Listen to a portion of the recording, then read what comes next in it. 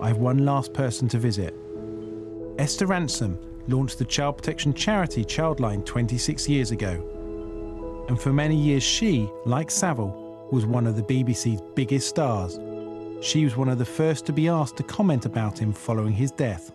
He was exactly off-screen as he appeared on-screen.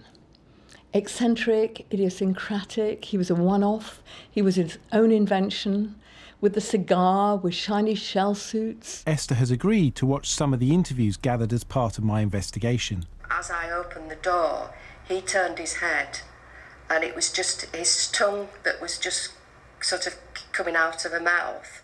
I felt this hand sort of go up my jumper and sort of on my breast like this. He hadn't restrained himself just to my breast. He'd also had a good fumble around in my knickers. So Esther, you've just seen some very powerful interviews. Absolutely. Tell me what your feelings are.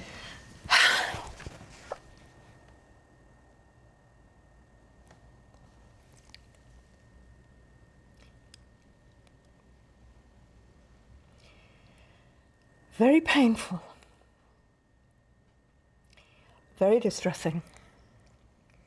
Because in a funny way, we all colluded with this, didn't we? We made him into the Jimmy Savile, who was untouchable, who was nobody could criticize. Jim will fix it. For children, he was a sort of godlike figure. Everybody knew of the good that Jimmy did and what he did for children. And these children were powerless. Esther, you've got a lot of experience of hearing children who give accounts. Do you doubt their accounts? No. Before I watched these, I had absolutely decided that I would not make up my mind because he's not here to defend himself. It seems utterly unfair. But I must say that what these women say is so matter of fact. They corroborate each other. The style of the abuse and the attack on them was absolutely consistent one with each other. And I'm afraid the jury isn't out anymore. We all blocked our ears to the gossip. There was gossip, there were rumours. And I think the important message, I think, in your programme is that the children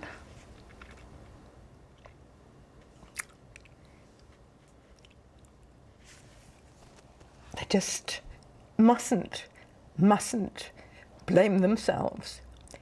We say over and over again on the phone at Childline, it's always the adult to blame. It's never the child. This is not the child's fault. But what I know about child abuse is it comes off on the child, and the child takes the guilt, the child takes the responsibility.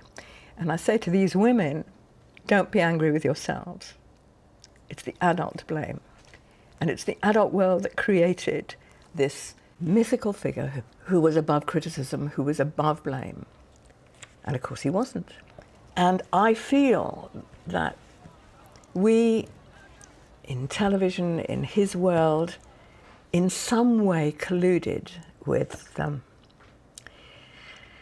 as a child abuser, because I now believe that's what he was.